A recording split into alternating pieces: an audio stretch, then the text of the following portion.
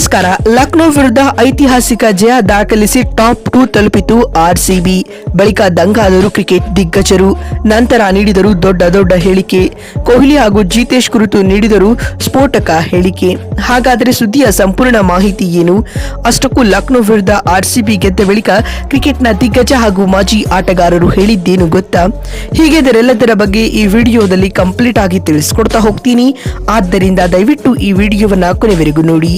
ಆದರೆ ಅದಕ್ಕಿಂತಲೂ ಮುನ್ನ ನೀವು ಕೂಡ ಆರ್ಸಿಬಿ ತಂಡದ ಅಭಿಮಾನಿಗಳಾಗಿ ಈ ವಿಡಿಯೋವನ್ನ ನೋಡುತ್ತಿದ್ದರೆ ತಪ್ಪದೆ ಈ ಕೂಡಲೇ ಈ ವಿಡಿಯೋಗೊಂದು ಲೈಕ್ ಮಾಡಿ ಮತ್ತು ನಮ್ಮ ಚಾನೆಲ್ಗೊಂದು ಸಬ್ಸ್ಕ್ರೈಬ್ ಮಾಡಿ.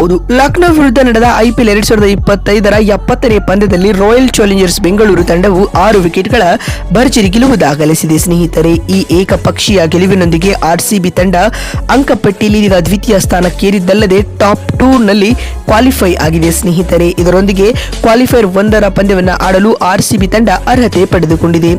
ಲಕ್ನೋನ ಎಕಾನ ಅಂಗಳದಲ್ಲಿ ನಡೆದ ಈ ಒಂದು ಪಂದ್ಯದಲ್ಲಿ ಟಾಸ್ ಸೋತು ಮೊದಲು ಬ್ಯಾಟಿಂಗ್ ಮಾಡಿದ ಲಕ್ನೋ ಸೂಪರ್ ಜೈಂಟ್ಸ್ ತಂಡ ನಿಗದಿತ 20 ಓವರ್ಗಳಲ್ಲಿ 3 ವಿಕೆಟ್ ಕಳೆದುಕೊಂಡು 227 ರನ್ ಕಲೆ ಹಾಕಿತು.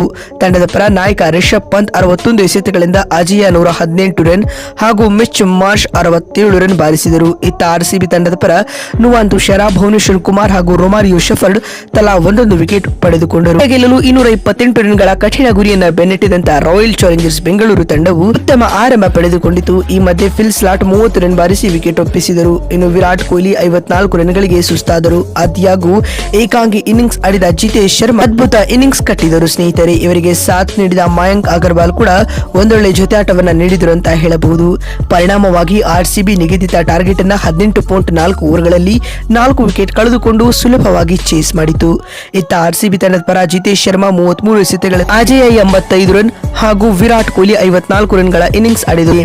ಇನ್ನು ಆರ್ಸಿಬಿ ತಂಡದ ಈ ಗೆಲುವಿನ ಕುರಿತು ಮಾತನಾಡಿ ಕ್ರಿಕೆಟ್ ದೇವರಾದ ಸಚಿನ್ ತೆಂಡೂಲ್ಕರ್ ಅವರು ಈ ರೀತಿಯಾಗಿ ಹೇಳಿದ್ದಾರೆ: ನಾನು ಆರ್ಸಿಬಿ ತಂಡವನ್ನ ಬಹಳ ವರ್ಷಗಳಿಂದ ನೋಡುತ್ತಿದ್ದೇನೆ, ಆದರೆ ಈ ಸಲ ಈ ಟೀಮ್ ತುಂಬಾ ಬಲಿಷ್ಠ ಪ್ರದರ್ಶನವನ್ನ ನೀಡುತ್ತಿದೆ ಮತ್ತು ಯಾವಾಗ ವಿರಾಟ್ ಕೊಹ್ಲಿ ಔಟ್ ಆದರೂ ಅಲ್ಲಿಂದ ಆರ್ಸಿಬಿ ಈ ಪಂದ್ಯ ಸೋಲುತ್ತದೆ ಎಂದು ಅಂದುಕೊಂಡಿದ್ದೆ. ಆದ್ಯಾಗೂ ಜಿತೇಶ್ ಶರ್ಮಾ ಹಾಗೂ ಮಯಾಂಕ್ ಅಗರ್ವಾಲ್ ಅವರ ಜೊತೆಯಾಟ ನನ್ನ ಈ ನಂಬಿಕೆಯನ್ನ ಸುಳ್ಳಾಗಿಸಿತ್ತು.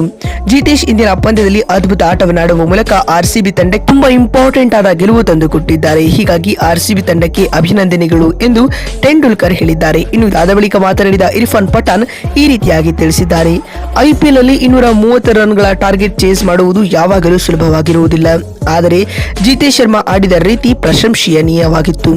ನಾನು ಜಿತೇಶ್ ರವರನ್ನ ಬಹಳ ಸಮಯದಿಂದ ನೋಡುತ್ತಿದ್ದೇನೆ. ಇಂದಿನ ಪಂದ್ಯದಲ್ಲಿ ಅವರು ಮ್ಯಾಚ್ ವಿನ್ನಿಂಗ್ ಹಾಗೂ ಮ್ಯಾಚ್ ಟರ್ನಿಂಗ್ ಪಾಯಿಂಟ್ ನ ಇನ್ನಿಂಗ್ಸ್ ಆಡಿದ್ದಾರೆ. ಅವರಲ್ಲಿನ ಆ ಮ್ಯಾಚ್ ಅವೇರ್ನೆಸ್ ನನ್ನ ಮನ ಗೆದ್ದಿತು ಎಂದು ಇರ್ಫಾನ್ ಪಠಾಣ್ ಹೇಳಿದ್ದಾರೆ. ಇನ್ನು ಇದಾದ ಬಳಿಕ ಮಾತನಾಡಿದ ಸುರೇಶ್ ರೈನಾ ಈ ರೀತಿಯಾಗಿ ತಿಳಿಸಿದ್ದಾರೆ: ಆರ್ಸಿಬಿ ತಂಡ ಐಪಿಎಲ್ ಇತಿಹಾಸದಲ್ಲಿ ಹೈಯೆಸ್ಟ್ ಎವರ್ ಟಾರ್ಗೆಟ್ ಅನ್ನ ಚೇಸ್ ಮಾಡಿದೆ.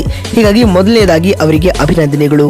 ವಿರಾಟ್ ಕೊಹ್ಲಿ ಇಂದಿನ ಪಂದ್ಯದಲ್ಲಿ ಅದ್ಭುತ ಆಟವಾಡಿದರು. ಆದ್ಯಾಗೂ ತಂಡ 124 ರನ್ಗಳಿಗೆ 4 ವಿಕೆಟ್ ಕಳೆದುಕೊಂಡಿದ್ದ ಸಂದರ್ಭದಲ್ಲಿ ಜಿತೇಶ್ ಶರ್ಮಾ ಏಕಾಂಗಿ ಇನ್ನಿಂಗ್ಸ್ ಆಡಿ ಆಲ್ ಔಟ್ಸ್ ವಿರುದ್ಧ ಅದ್ಭುತ ಆಟವನ್ನ ನೀಡಿ ಆರ್ಸಿಬಿ ತಂಡಕ್ಕೆ ತುಂಬಾ ಇಂಪಾರ್ಟೆಂಟ್ ಆದ ಗೆಲುವು ತಂದುಕೊಟ್ಟಿದ್ದಾರೆ.